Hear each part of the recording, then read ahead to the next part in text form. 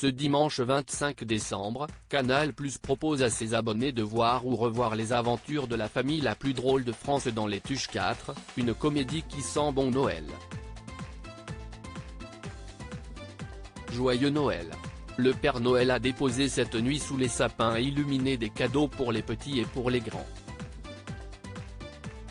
Il ne doit probablement plus rester grand-chose des papiers cadeaux, ni des plats ou desserts sur la table.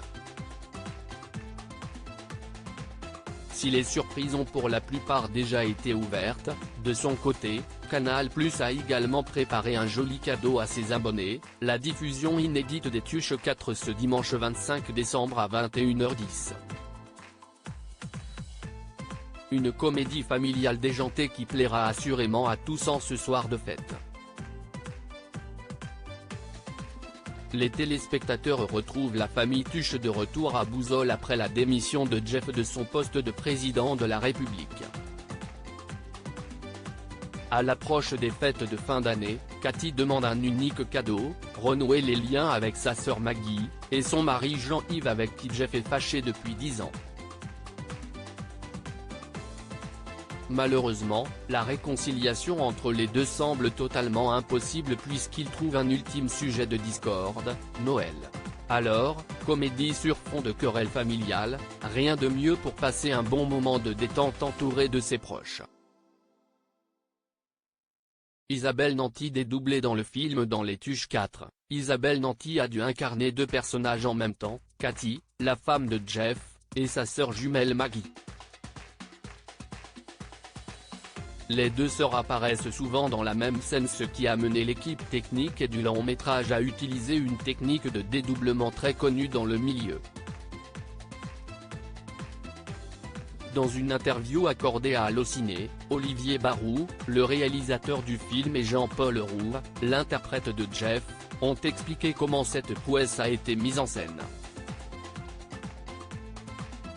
Imaginez, on fait la scène et elle fait les deux personnages. Elle va donc tourner en Cathy avec une doublure corps qui doit jouer comme elle. Elle lui donne la réplique.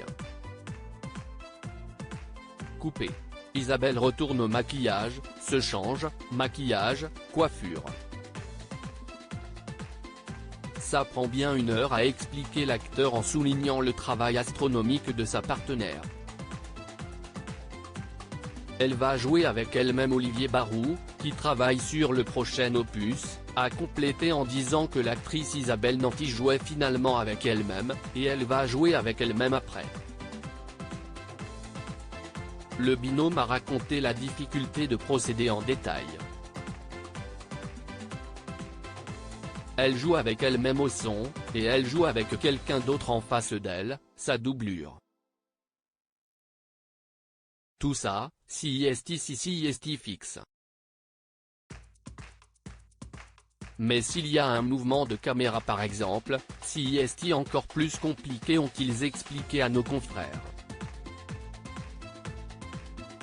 On fait une première passe avec elle, avec nous tous. Tout va bien. Et on s'en va tous. Là, CIST terrible pour elle, et ils mettent des pics avec des boules traveling motion comme des balles de tennis. Et là elle regarde les balles de tennis. CIST perdure. Le réalisateur a conclu en saluant le travail de la talentueuse Isabelle Nanty pour laquelle ce tournage n'a pas été facile à cause de sa dyslexie, techniquement, CIST assez simple quand même. Mais CIST pour les actrices, les acteurs. Là, il faut vraiment être concentré, connaître son boulot. Si vous débutez dans le métier, ce n'est même pas la peine d'essayer. À lire aussi Les Tuches sans Olivier Barou. Isabelle Nanty n'est pas pour un changement de réalisateur, ça me ferait moins marrer. Un film à retrouver sur le site de Canal+.